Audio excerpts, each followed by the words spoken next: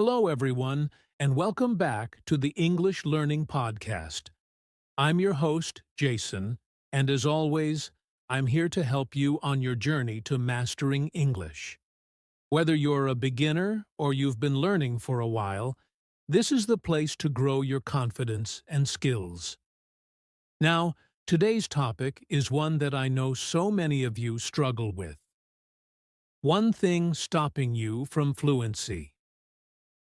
If you've ever felt stuck or wondered why you're not making the progress you want, this episode is for you. And, of course, I'm not here alone. Joining me is my wonderful co-host, Julia. Hi, Julia. How are you today? Hi, Jason. I'm great, thank you. And hello to all our listeners. I'm so excited about today's topic because I know it's something that really holds a lot of people back. But don't worry, we're going to break it down and give you practical tips to overcome it. So stay with us, because by the end of this episode, you'll feel more confident about taking your fluency to the next level. That's right, Julia. And remember, if you're enjoying this podcast, don't forget to subscribe so you don't miss any of our upcoming episodes. All right, let's get started. All right, so let's start by talking about what fluency actually means and why so many people feel stuck on their journey to becoming fluent. Julia, in your experience, what do most learners think fluency is? Great question, Jason. A lot of learners think fluency is about speaking perfect English without any pauses, hesitations, or mistakes. But that's not really true. Fluency is more about being able to express yourself clearly and naturally, even if you make a few mistakes along the way. Exactly. And one of the biggest misconceptions is that you need to learn everything. Every word, every grammar rule, every pronunciation detail before you can be fluent. That's simply not the case. What's your take on that? I completely agree. I've seen learners spend so much time trying to memorize long lists of vocabulary or stressing over grammar, but they still don't feel confident when it's time to speak. And you know why? Because fluency isn't about knowing everything. It's about using what you know effectively. Yes, and that's where the real struggle comes in. So many learners spend their time doing things like studying alone, reading textbooks, or watching videos passively. But when it's time to actually talk, they freeze. And there's one major reason for that. Julia, do you want to reveal what it is? Of course, the biggest thing stopping most people from fluency is fear. Fear of making mistakes, fear of sounding silly, fear of being judged, and honestly, Jason, I think this fear holds back more learners than anything else. Absolutely. And that's why we're dedicating this episode to helping you understand this fear, where it comes from, and, most importantly, how to overcome it. So if you've ever felt scared to speak English, you're not alone, and we're here to help. Let's dive in. Now that we've set the stage, let's talk about this big barrier. Fear of making mistakes. Julia, why do you think this fear is so common among English learners? You know, Jason, I think it's because most people want to be perfect. They don't want to sound foolish or say the wrong thing, especially when they're speaking to native speakers. It's like they feel this pressure to perform perfectly, and that pressure can be paralyzing. Exactly. And that fear often leads to hesitation. You start second-guessing yourself. What if I say the wrong word? What if my grammar is incorrect? What if people laugh at me? These thoughts can make it feel safer not to speak at all. But of course, that only makes the problem worse. Yes, it's like being stuck in a cycle. The less you speak, the less confident you feel, and the more you avoid speaking. I've even heard learners say things like, "I'll practice speaking when my English is better."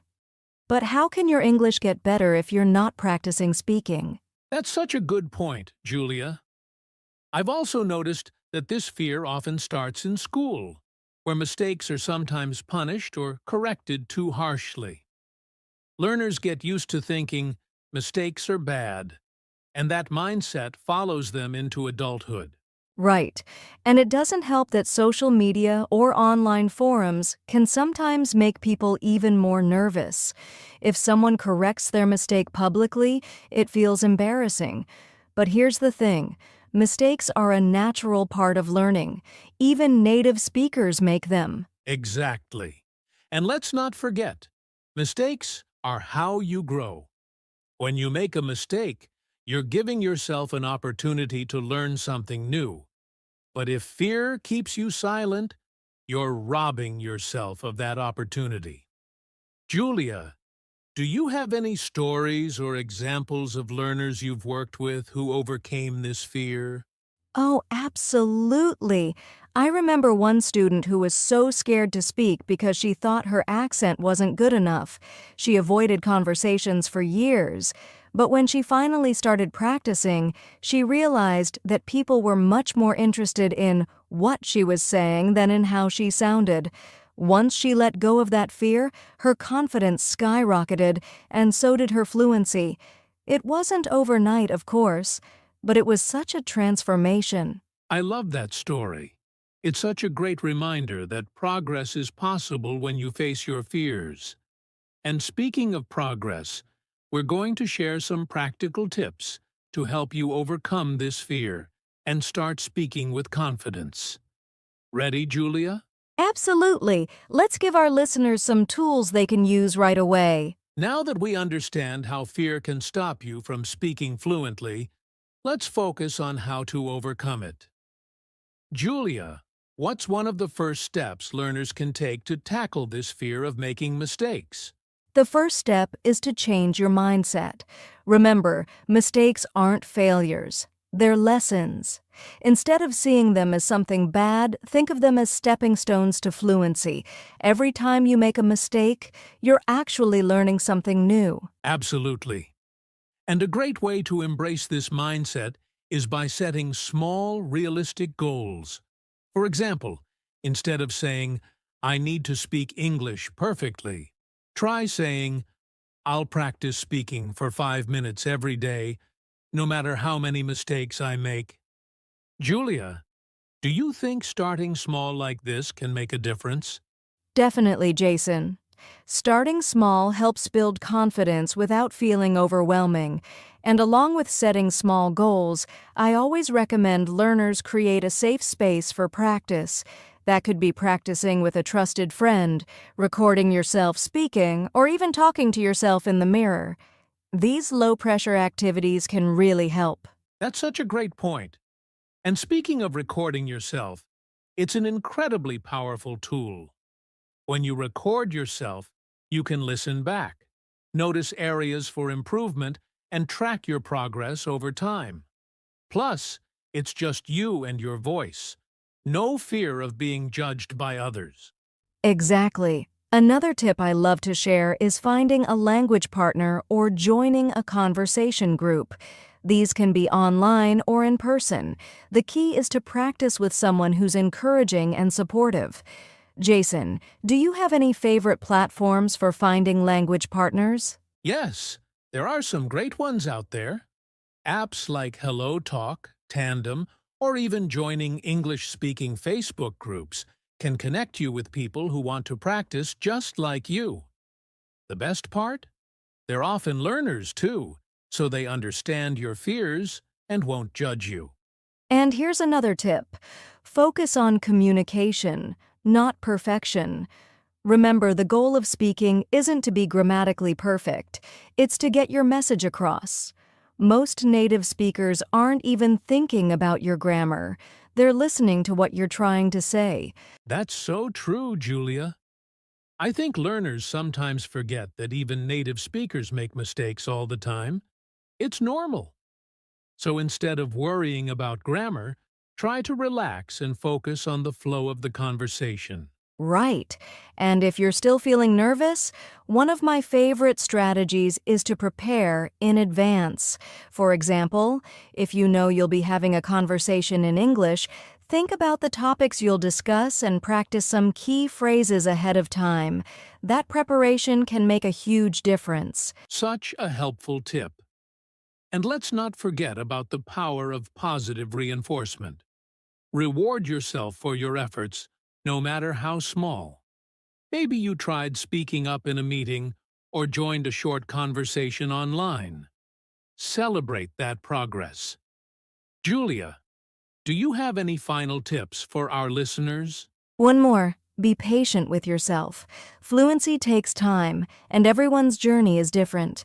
Instead of comparing yourself to others, focus on your own progress. Remember, every word you speak, every mistake you make, is a step forward. Perfectly said, Julia. So, to recap, change your mindset. Start small.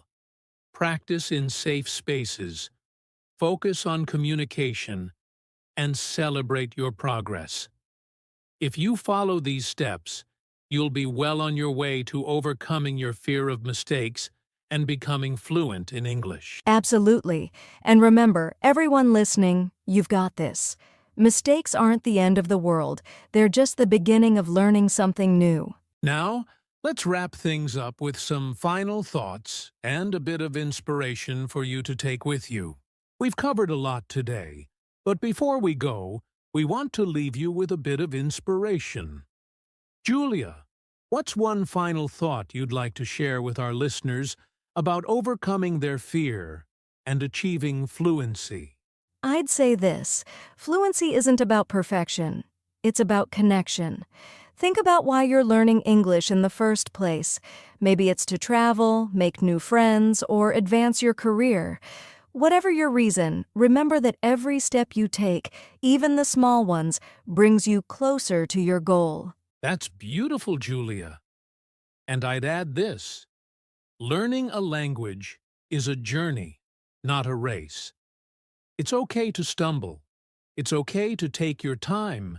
And it's okay to laugh at your mistakes. Every great speaker started exactly where you are now, with doubts, fears, and a desire to improve. Exactly, and you're not alone. Millions of people around the world are on the same journey.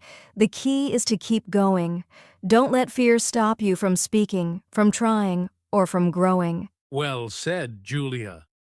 So, to everyone listening, take that first step, no matter how small. Speak up in a meeting, say hello to someone in English, or even practice by yourself. Each time you try, you're proving to yourself that you can do it. And we believe in you. Remember, fluency isn't something you wait for.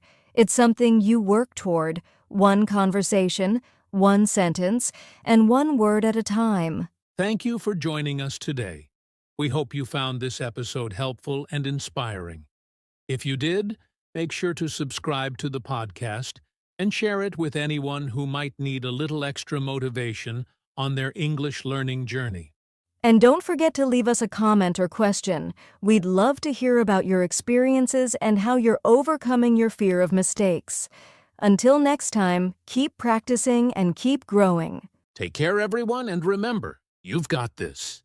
That brings us to the end of today's episode on one thing stopping you from fluency. We hope you're feeling more confident and ready to tackle your fears about speaking English. Absolutely. Remember, every time you speak, you're making progress. Don't let the fear of mistakes hold you back, because mistakes are proof that you're trying. If you enjoyed this episode, don't forget to subscribe to the podcast for more tips and discussions about learning English. We're here to support you every step of the way. And if you have questions, thoughts, or even success stories to share, we'd love to hear from you. Leave us a comment or connect with us on social media. Thank you so much for spending your time with us today. Keep practicing, stay motivated, and remember, fluency is within your reach. Take care, and we'll see you in the next episode. Bye for now. Bye, everyone. Keep speaking and keep shining.